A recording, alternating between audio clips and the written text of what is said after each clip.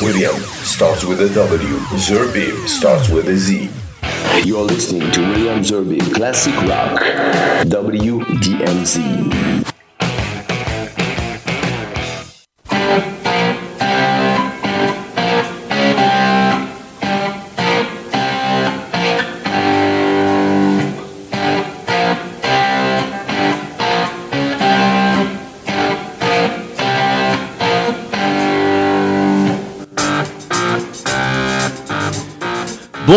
Bonsoir et heureux de vous retrouver pour ce nouvel épisode de WDMZ Classic Rock avec ce soir la continuité d'une série sur des groupes, j'ai envie de dire des groupes mythiques, et je vous propose, enfin moi pas tout seul, avec mon invité et néanmoins ami David Toegis. Bonjour David. Bonjour. Peut-être dire bonsoir.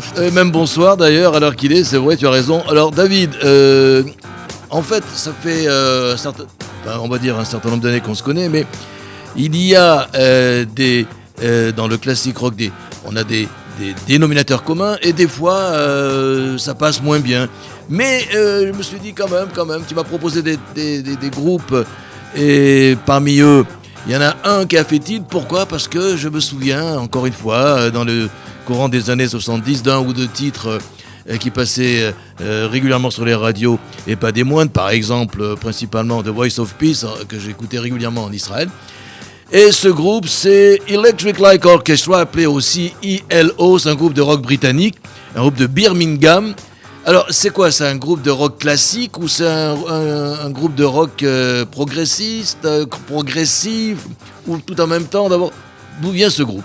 Il y a un peu de tout, c'est-à-dire qu'au départ, ce sont deux amis qui veulent un peu innover, comme énormément de groupes à la fin des années 60, surtout en Angleterre, et ils veulent intégrer leur culture et leur intérêt pour la musique classique, pour l'organisation des pièces classiques, c'est-à-dire des mini-symphonies, des musiques à programme, etc., et le rock. Et donc, dans leur idée, il y avait par exemple le fait d'intégrer des instruments classiques, et la définition qu'on pourrait donner du premier Electric Light Orchestra, en tout cas celui jusqu'à la fin des années 70, c'est un groupe avec des influences rock et pop, un aspect progressif, mais aussi un aspect orchestré, et les mauvaises langues diraient bubblegum, mais ça fait partie de leur identité un peu sucrée.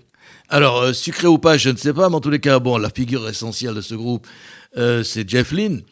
Et Jeff Lynne, et il a eu souvent, on le verra, on en reparlera, Maya Partir avec pas mal de ses acolytes, pour ne pas dire alcooliques, parce que souvent c'était les deux. Mais Jeff Lynne vient d'un groupe de rock dont moi je me souviens au milieu des années 60. Je crois que d'ailleurs qu'ils cassaient leurs instruments à la fin, un peu comme les Who. C'était The Move. C'était d'ailleurs un peu les concurrents du groupe The Who. Alors en fait, tu confonds, c'est Roy Wood qui était dans The Move. Ah, il n'y avait pas Jeff Lynne. Jeff Lynne, il était dans un groupe complètement inconnu. Et Roy Wood, lui, il voulait mélanger un côté provocateur, humoristique, mais aussi novateur. Et The Move n'était pas pris au sérieux. Alors il a lancé ce projet-là. Mais Jeff Lynne, lui, était vraiment inconnu. Hein. Alors il sort d'où alors ? Il sort de ça, comme tu l'as dit, de Birmingham, et il avait déjà ses idées, notamment ce sens mélodique inné qui fait que dans les années 90, il travaillera avec ce qui restait des Beatles, il produira tout un tas d'artistes majeurs et qui cofondera les Traveling Wilburys avec un incroyable, le plus grand super groupe peut-être de l'histoire, avec Dylan, Tom Petty, Roy Orbison et George Harrison. Alors, ELO, donc Electric Light Orchestra. D'abord, d'où ils ont sorti ce titre de ce nom, parce que c'est surprenant, parce qu'après ça s'est transformé en des orchestra, on le verra plus tard, et puis franchement, je peux pas te dire, je n'ai pas étudié cet aspect. C'est pas la reprise d'une chanson par hasard, non ? Non, je crois pas. Non, je sais juste qu'ils ont enlevé parce qu'au début ça devait s'appeler The Electric Light Orchestra, mais je crois qu'à l'époque on aimait bien faire des titres à rallonge comme ça, hein, et on parlait hors antenne des Italiens, si tu savais, ils étaient spécialistes eux. Alors, Il y a plusieurs périodes que l'on va décrire je dirais, dans la vie de ce groupe, Electric Light Orchestra. L'apogée, évidemment, ce sont les années 70. Mais comme c'est une émission musicale, tout de suite, on voudrait qu'on écoute ce premier titre qui est donc de l'album Time. Pourquoi tu as choisi cet album alors que c'est pas le premier du groupe? Oui, pour commencer, j'ai choisi un titre qui est vraiment très entraînant, qui résume bien l'identité du groupe, et puis qui est aussi un peu le dernier à avoir marché. Après, ça a été la chute jusqu'à 86 où le groupe s'est arrêté, et Jeff Lynne était déjà à l'époque un homme orchestre capable de jouer tous les instruments, et il avait viré le trio de cordes justement. Donc voilà, c'est un peu pour toutes ces raisons que je propose de commencer avec ce morceau et cet album. Eh ben, le titre qu'on va écouter, c'est Twilight.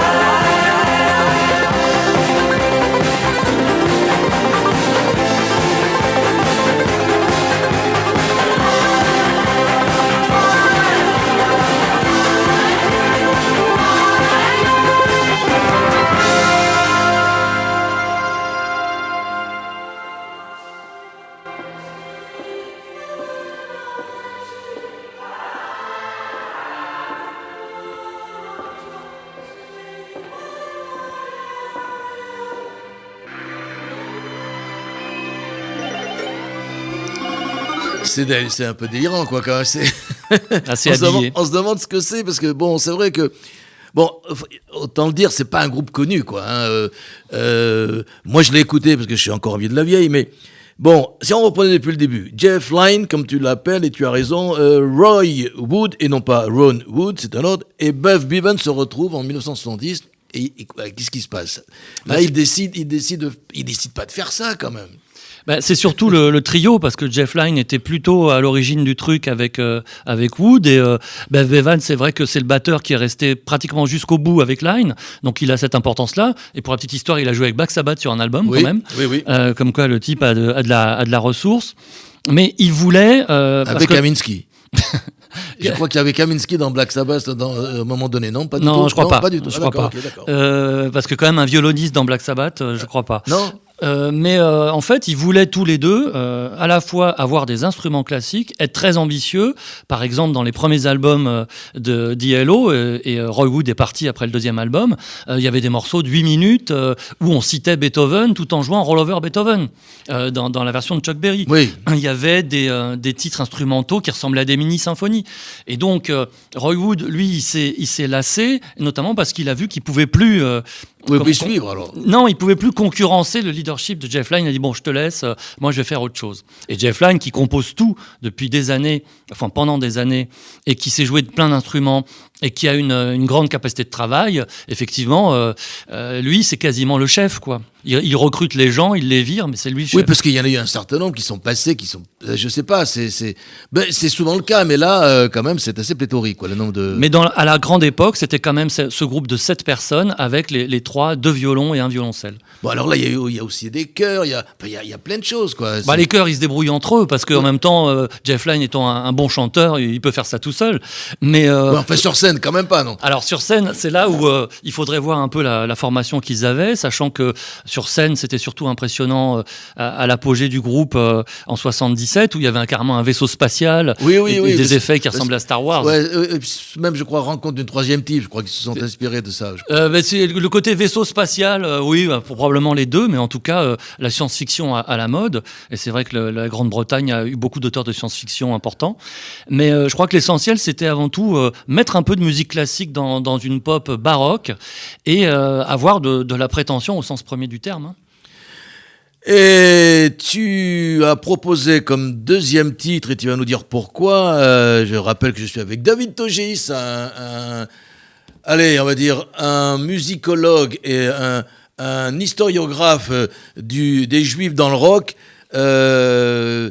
C'est dommage, il a plus cette émission, mais c'est une autre histoire. Je peux pas dire que je suis musicologue, hein, c'est pas vrai. Si, un petit peu, moi c'est moi qui le dis. Bon, d'accord. Et puis des super émissions qu'il y avait sur une autre radio, défunte radio, mais comme je viens de le dire, c'est une autre histoire. On continue avec un autre titre c'est Out of the Blue, c'est l'album, et Turn to Stone. Qu'est-ce qu'il y a de particulier? C'est l'album. Parce que c'est toi qui as choisi tous les titres. Parce que moi, je suis pas un grand connaisseur d'I.L.O., mais j'aime bien parler de ce que je ne connais pas. C'est avec quelqu'un qui connaît tout. C'est l'album de tous les records, c'est l'album du plus grand succès, c'est l'album de la démesure, c'est un double album. Il y a 3 morceaux qui sont extraordinaires, qui ont fait des top 10. Alors évidemment, la France est toujours à part, mais aux États-Unis, en Angleterre, parce qu'en fait, I.L.O., comme pas mal de groupes anglais, comme Deep Purple par exemple, a d'abord eu un succès aux États-Unis avant de l'avoir en Angleterre. Donc c'est l'époque où ils pouvaient jouer dans des stades avec encore une fois une infrastructure monumentale. Donc tout ça coûtait très cher et c'était très impressionnant. Là, je vous invite à regarder des vidéos d'I.L.O. sur scène en 77. Et donc, dans les morceaux très connus, il y a Mr. Blue Sky, qu'on écoutera peut-être tout à l'heure si on a le temps, qui a été surtout connu parce que c'est la pub pour un opérateur de téléphone. Il y a Standing in the Rain, et puis il y a le morceau d'ouverture qui est lui-même extraordinaire, qui s'appelle Turn to Stone. Et là, c'est une perfection mélodique, hein, à moins d'être complètement réticent à ça. Il y a un charme extraordinaire dans ce morceau. On écoute donc Turn to Stone, album Out of the Blue, I.L.O. Electric Light Orchestra, une émission spéciale I.L.O. avec David Togis.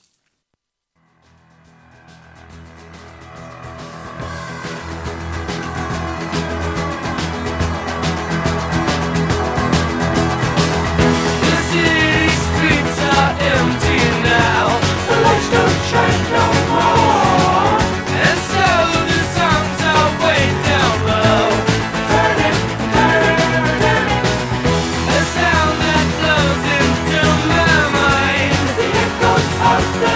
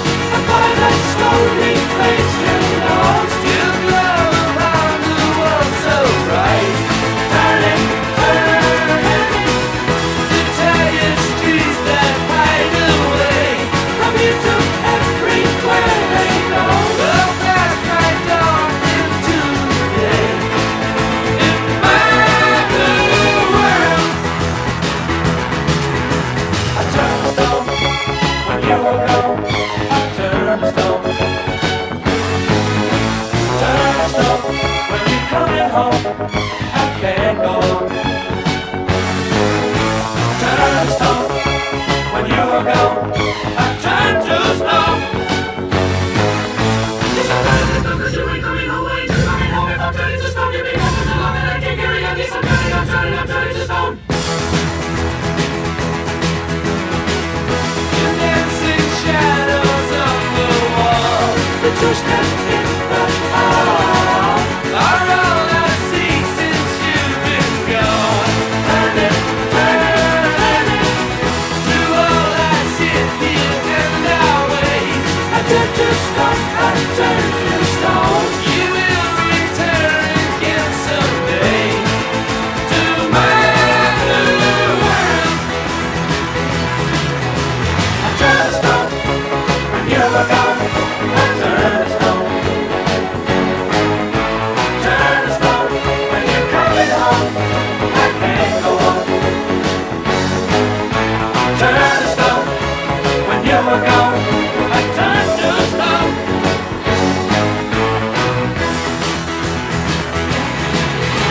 I turn to stone when you were gone. I turn to stone. Turn to stone when you're coming home. I can't go on. Turn to stone when you are gone. I turn to stone.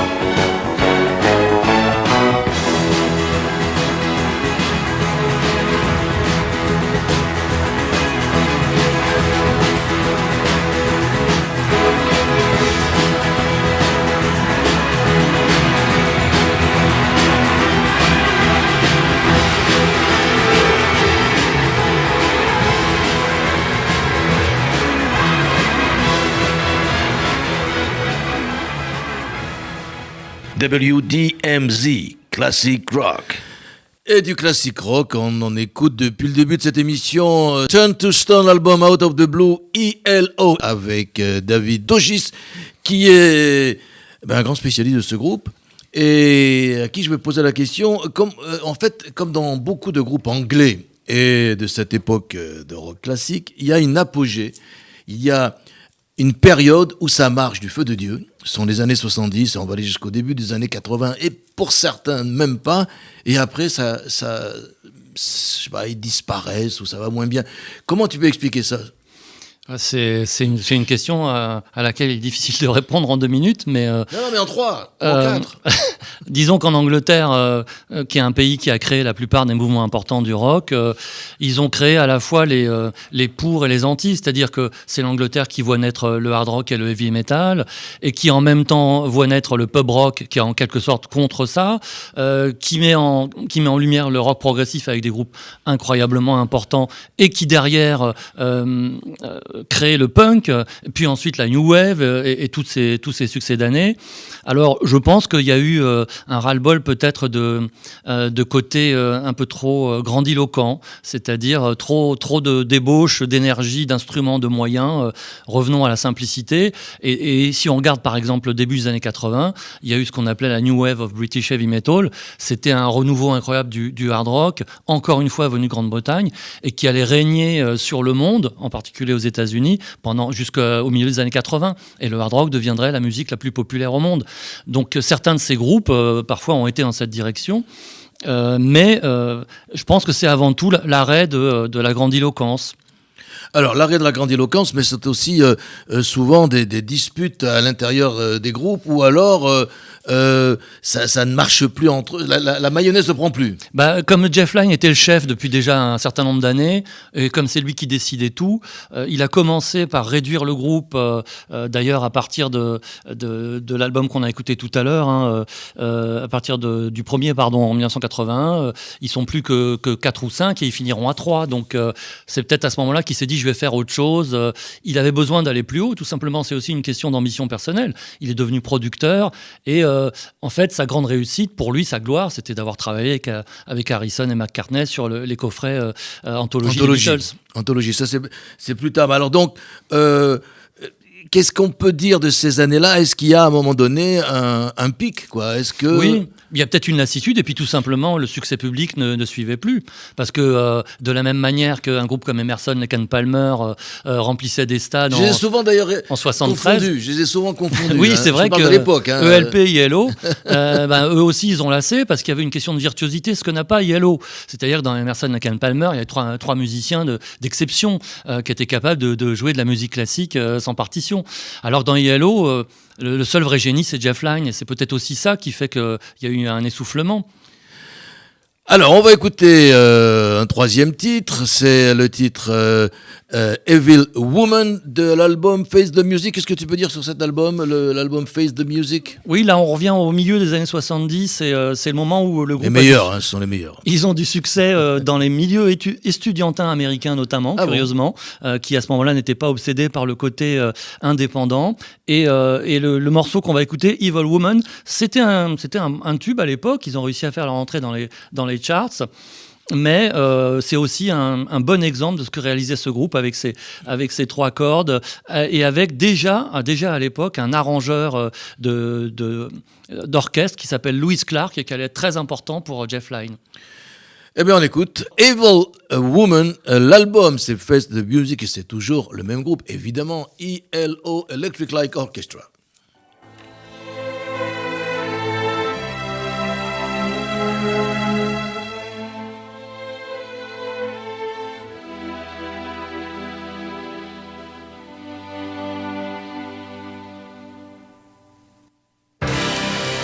You made a fool of me, but the broken dreams have got to end.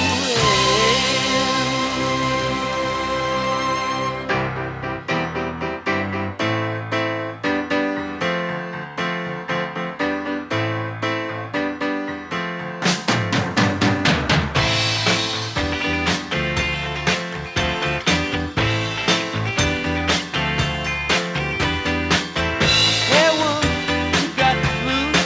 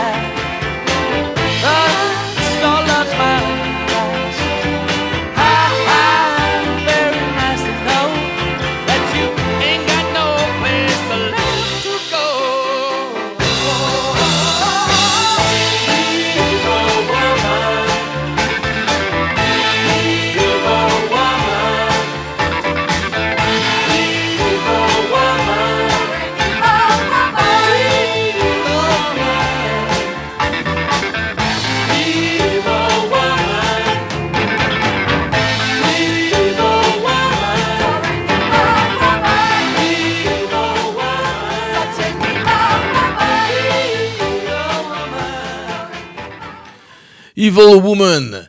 Et tu sais quoi, C'est pas les Bee Gees. Ça, déjà, je peux le non, dire. mais ça annonce ce qui a précédé les Bee Gees. Je me souviens, je venais d'arriver d'Israël et j'écoutais cette musique, c'est chant disque à l'époque. C'est la Philadelphia Sound et j'ai l'impression qu'on retrouve chez eux, ou c'est peut-être eux qui ont lancé ce Philadelphia Sound qu'on va retrouver après avec les 3 Degrees, etc. Enfin, c'est bref. Oui, mais c'est incroyable que tu dises ça parce qu'il faut bien imaginer que les 3/4 des membres de ce groupe viennent de Birmingham, cité industrielle anglaise. Oui. Et que ce qui est formidable, c'est tout simplement l'intérêt qu'ils ont supporté en deux mots, à la musique américaine et la façon dont ils l'ont fait ressortir pour faire vivre le rock. C'est pour ça que je suis si admiratif des Britanniques pour ma part. Et t'es pas le seul. ELO, c'est le groupe dont nous parlons depuis le début de cette émission. J'ai dit nous parce que s'il n'y avait pas ce monsieur qui est sur ma droite, qui est le grand spécialiste des rock et des juifs dans le rock, mais là apparemment il n'y a aucun juif là-dedans, il n'y a aucun juif, on est bien d'accord. Hein. Il y a une suspicion, Il y mais a bon. une suspicion. Ah là là, qu'est-ce qu'on peut Oui, dire le de fameux plus. Kaminski, mais bon, franchement. Si tu nous écoutes, monsieur. Non, si. Mick, si tu nous écoutes, Si tu nous écoutes, appelle-nous. fais-nous un petit shalom. Oui. Alors, ELO avec David Togis.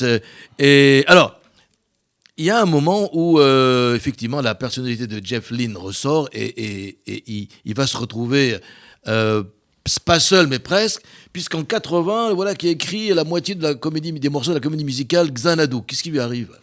Bah, encore une fois, c'est un peu comme quand les artistes se mettaient à la fin des années 60 avec par exemple Procol Harum ou les Beatles sur A Day in the Life à jouer avec un orchestre et après vous augmentez la taille de l'orchestre, après vous vous mettez à utiliser des bandes à l'envers parce que McCartney avait écouté Stockhausen. Ça va jusque-là, c'est l'ambition, c'est le fait de progresser en matière musicale et c'est aussi le fait de se fixer des challenges plus élevés pour trouver de l'adrénaline, tout simplement. Hein. Et c'est pour ça que les autres ne pouvaient pas suivre. C'est pour ça que Jeff Lynne est resté ce qu'il est. Jeff Lynne, pardon. C'est vrai que moi je dis Line, mais c'est compliqué je parce crois que c'est comme ça qu'il faut l'appeler d'ailleurs. c'est une vision peut-être négative. Les autres pouvaient pas suivre. Je crois pas que ce soit le problème. Peut-être qu'il était devenu insupportable, tout simplement. Hein.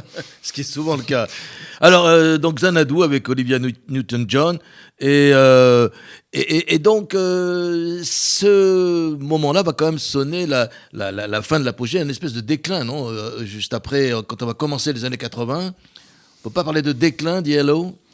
Oui, forcément, puisque, comme je disais tout à l'heure, à partir de 81, peut-être le dernier album qui marche vraiment, c'est celui de 83, Secret Messages, mais c'est à la fois une question d'époque, on était quand même en pleine New Wave à ce moment-là, Oui.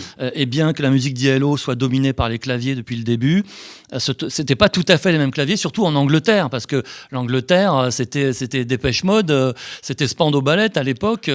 Et puis les gens n'avaient peut-être plus envie d'aller voir les groupes dans les stades, sauf s'il s'agissait de bêtes de scène comme Bruce Springsteen. Mais là, je ne peux émettre que des hypothèses. Hein.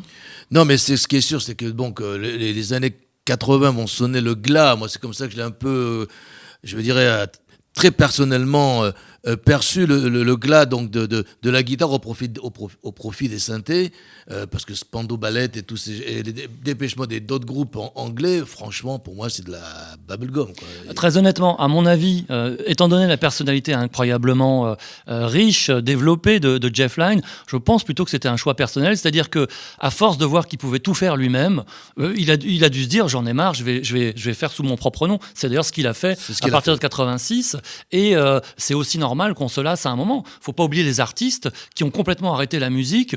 Alors qu'on se dit mais qu'est-ce qu'il va faire maintenant et qui n'ont pas forcément fait autre chose par ailleurs. Je prends l'exemple de Queen parce qu'il y a une ressemblance au travail des chœurs. J'allais y arriver. Tu prends le bassiste des Queen, qui a un nom qu'on aime bien en France, que c'est John Deacon. Quand Freddie Mercury est mort, donc c'était je crois en 91, il a jamais rien fait après. Jamais. On le croise dans les rues de son village, il dit bonjour, il signe des autographes, il a 5 ou 6 enfants, il a du boulot avec ça. Mais jamais fait quoi que ce soit depuis. Ça ne l'intéresse pas. Alors évidemment, il est tranquille au niveau financier, on est d'accord. Mais tous les autres ont besoin de faire quelque chose, mais pas lui. C'est le cas de Brian May, par exemple. Brian May, c'est incroyable. Oui. En plus, ne me parle pas de Brian May, sinon on y est jusqu'à demain. C'est l'amour de ma vie, Brian May. Docteur en astrophysique, un des guitaristes les plus géniaux de l'histoire du rock. En plus, à 65 ans, il a toujours des cheveux. Et en plus, il est sympa, il est écolo, mais qu'est-ce que tu veux de plus ? Brian May, le malheureux, il m'a parlé de Brian May. J'aurais pas dû. On fera un spécial Queen, d'ailleurs, ensemble. Ah là là.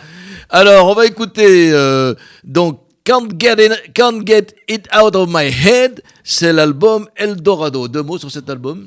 Alors là, c'était surtout l'occasion de passer une balade, parce que ça fait pas 74. Voilà, on est vraiment encore au milieu des années 70. C'est une des marques de fabrique d'Yellow. C'est forcément quand il y a du sucre, il y a des balades. Et puis le thème, je ne peux pas le sortir de ma tête. Tout est dit. Donc là, c'est le moment où le groupe commence à devenir vraiment très important. Can't Get It Out of My Head, l'album Eldorado et le groupe, bien sûr, ELO.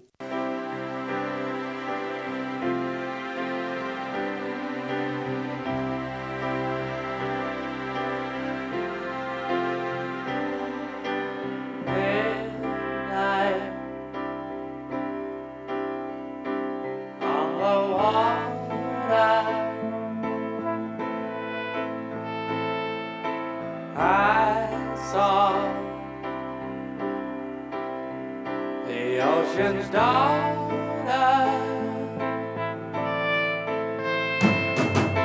walking on the way she came, staring as she called my name, and I can't get it out of my head. No, I can't get it out of my head. Now my old world is gone again, 'cause I can't get it out of my head. Break down on the shoreline, and blue. It's an empty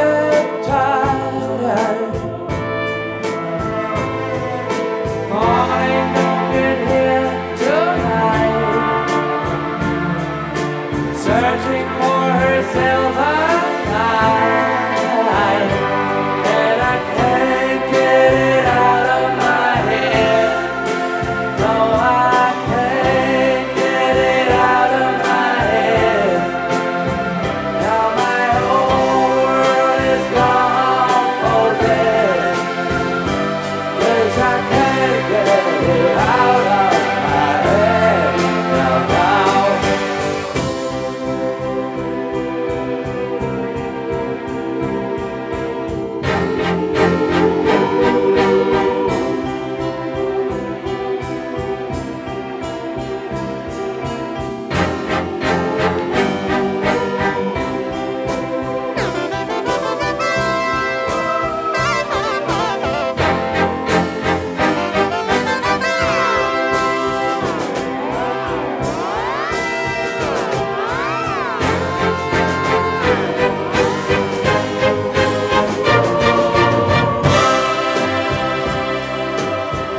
Picture in the city,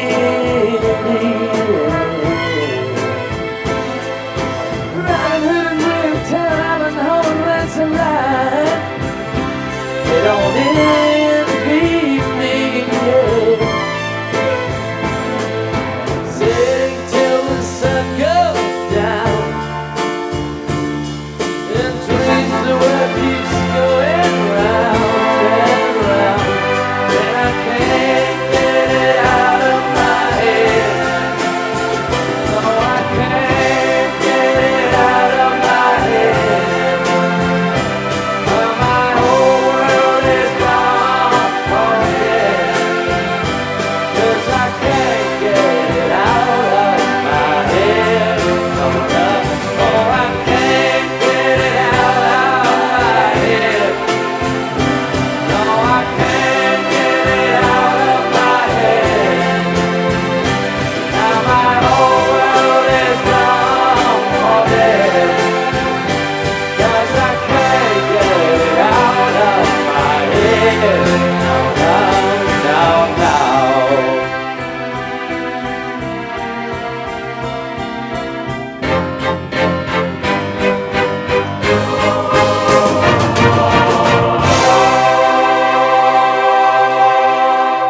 Un lundi sur 2, de 23h à minuit.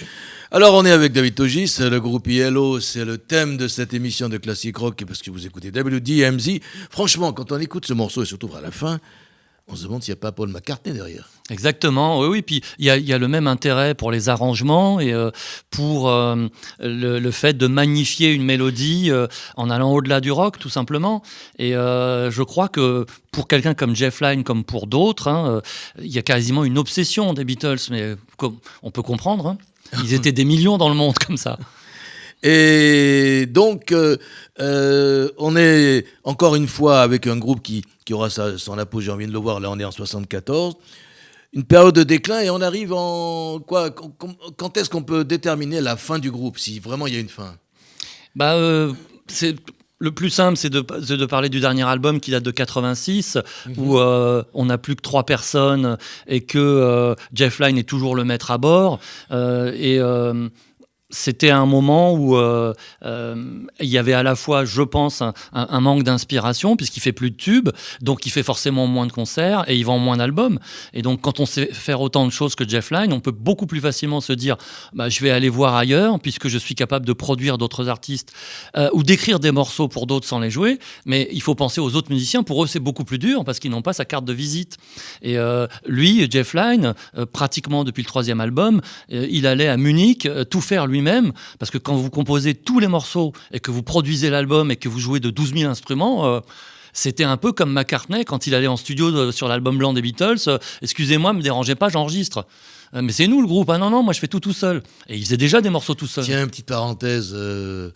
L'album 3 de McCartney, où il a tout fait tout seul pendant son confinement. Qu'est-ce que tu l'as écouté? Non, malheureusement, je ne connais que des extraits des premiers titres et ça ressemble beaucoup stylistiquement aux 2 autres albums qu'il a fait entièrement seul, c'est-à-dire qu'il y a quand même un traitement des instruments très basique, puisque s'il sait jouer tous les instruments, il ne sait pas en jouer très très bien. Donc McCartney à la batterie, moi c'est tout juste que je ne le reconnais pas.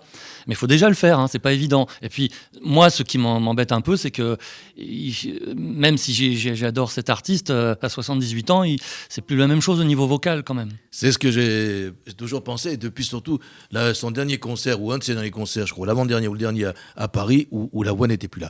On va écouter un autre titre de ELO, c'est Telephone Line, tiré de l'album, je crois que c'est leur meilleur album, leur plus grand album, non, c'est celui qui a battu tous les records, A New World Record, c'est ça? Alors c'est pas forcément parce qu'il s'appelle comme ça qu'il a réussi. Non, tu sais, les gens ils donnent un nom, au départ. Ça a peut-être aidé quand même, peut-être. Disons qu'on reste en fait au milieu des années 70, là ça fait 3 morceaux qu'on y est, et de plus en plus Jeff Lynne se sent pousser des ailes, c'est-à-dire que les morceaux sont plus courts, il tient à avoir maintenant du succès public, il a toujours son groupe de 7, il a toujours son orchestrateur, mais il cherche aussi à faire beaucoup de tubes, et il y a toujours un énorme travail, et je crois que il a été aussi inspiré par le sport, en fait. C'est pour ça qu'il parle de record, parce qu'il y avait les JO de 76. Dans quelle ville? 76 76, attends, 76, tic-tac. tic-tac. Pourtant, tu es un spécialiste de sport. Attends, oui, non, un spécialiste de sport. Alors. Mais les JO en 76, Montréal. Voilà.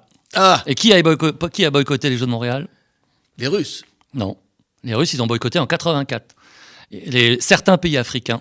Ah, d'accord. Okay. Eh oui. En 80, c'était les Américains et les Voilà Occidentaux. que Togis va devenir également un animateur d'émissions sportives. Le sport et la musique. J'en reviens plus. La c'est musique. un autre bouquin que tu vas écrire, ça, non?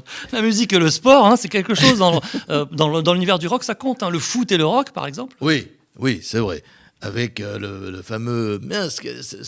Ça y est, on est reparti. L'anglais. Non, mais attends, on va parler d'autre chose. Je suis parti sur McCartney, le foot, le rock. On va écouter Telephone Line, tiré de l'album New World Record. Et c'est toujours ELO avec le groupe ELO, Electric Light Orchestra, et surtout David Togis.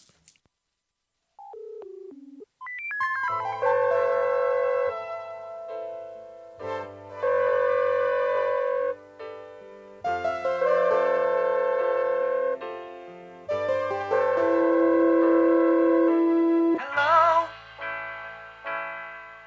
how are you? Have you been alright through all those lonely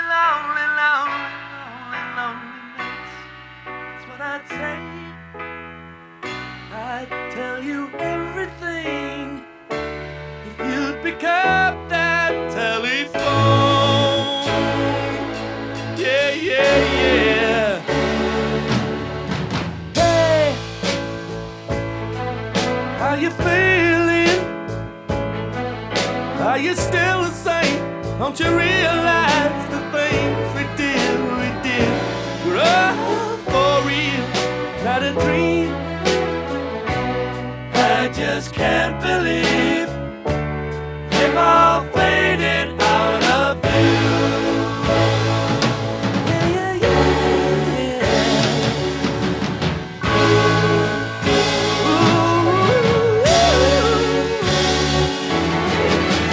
Do-wop, do-be-do-do-wop, do-wa-do-lang. Blue days, black nights, do-wa-do-lang. Look into the sky, the love you need ain't gonna see you through. And I wonder why the little things you plan ain't coming true. Oh, telephone line, give me some time. I'm living in twilight. Oh, telephone line, give me some time. I'm living in twilight.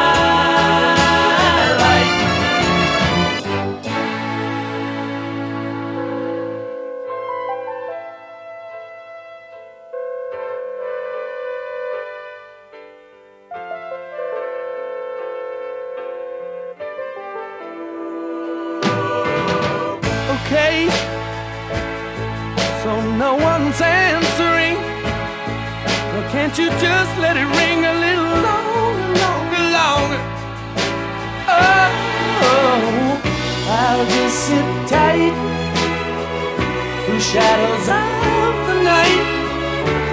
Let it ring forevermore. Oh, oh. Yeah, yeah, yeah.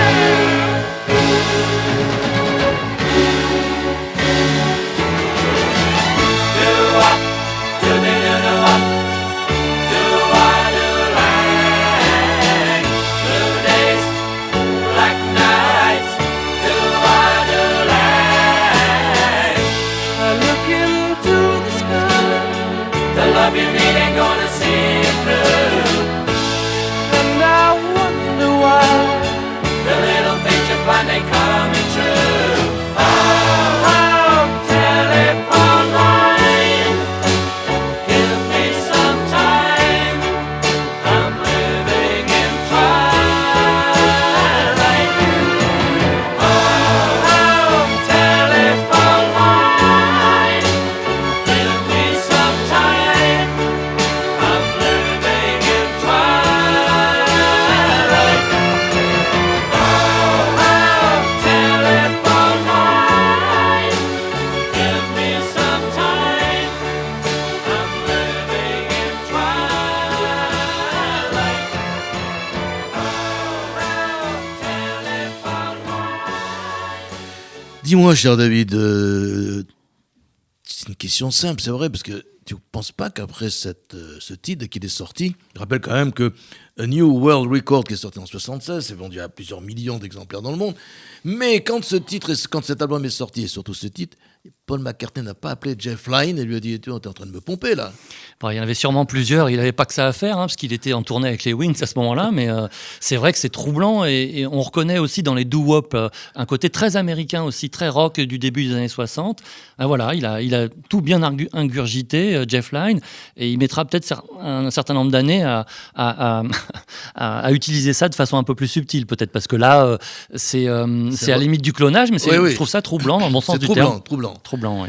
Alors, c'est maintenant que le thème essentiel de cette émission, cher ami, arrive, et la question qui en découle, est-ce que c'est ça de la musique progressiste, ou progressive, ou progressiste?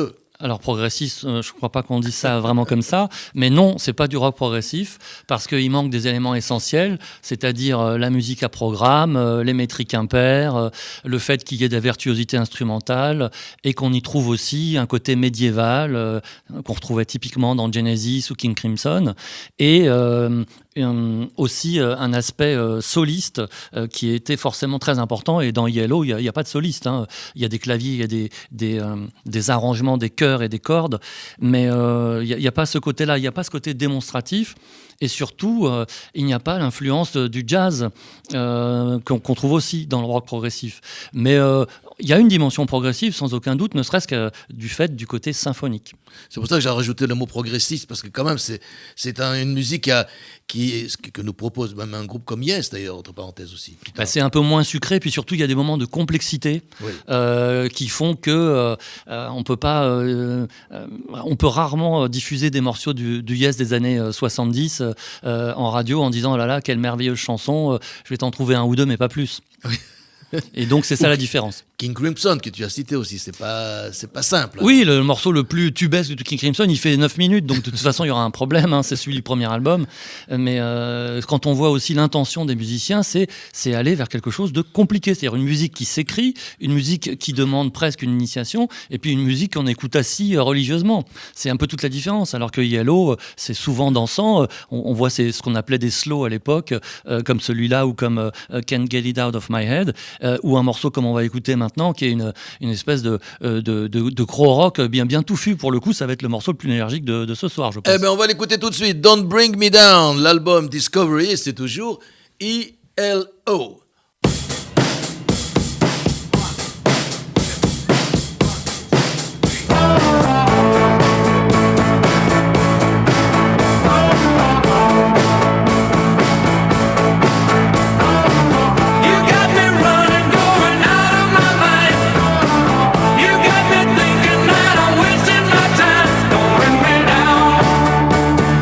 No, no, no, no, no.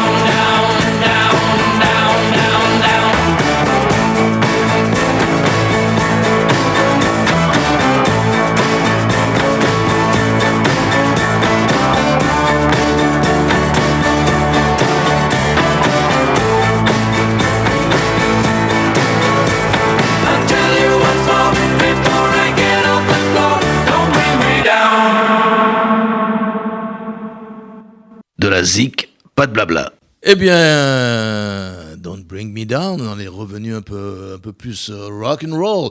Mais pour terminer cette émission, je voudrais que on écoute un dernier titre. Ce sera d'ailleurs Mr. Blue Sky de l'album Out of the Blue. Pour terminer cette émission, je voudrais que tu nous dises 2 mots sur donc la participation ou la création ou les deux de Jeff Lynne au Traveling Wilburys. Comment il est arrivé finalement à se rapprocher de tous ces méga musicien. C'est-à-dire qu'à l'époque, il avait acquis un statut suffisant pour devenir extrêmement connu partout, à la fois comme compositeur et producteur. Et comme en plus de ça, il était fan de tous les autres, il n'a pas eu de mal à les réunir. Et ils ont fait 2 albums qui sont restés à la postérité. De superbes albums. Voilà. David, merci d'être venu. Tu reviendras dans les prochaines émissions, pour autant que ce soit possible, que tu sois disponible, et moi aussi. Parce que l'encyclopédie que tu es, eh ben, il faut qu'elle soit exprimée. Donc c'est ce que je pense. Voilà. On va terminer donc cette émission spéciale ELO avec Mr. Blue Sky. 2 mots sur ce titre. 40 musiciens et l'album le plus difficile à réaliser selon les mots mêmes de Jeff Lynne. Et c'est le morceau probablement le plus connu en France. ELO, et je vous souhaite une excellente nuit. On se retrouve la semaine prochaine, mais avec du blues.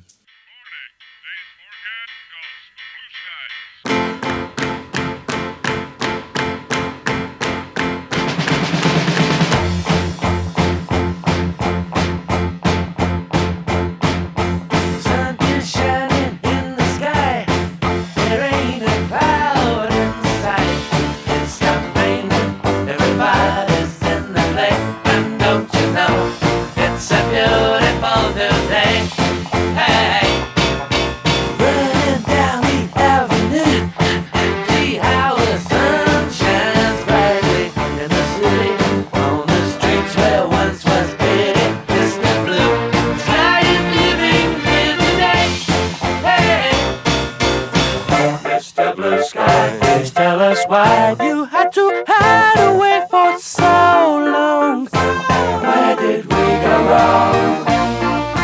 Mr. Blue Sky, please tell us why you had to hide away for so long. Where did we go wrong?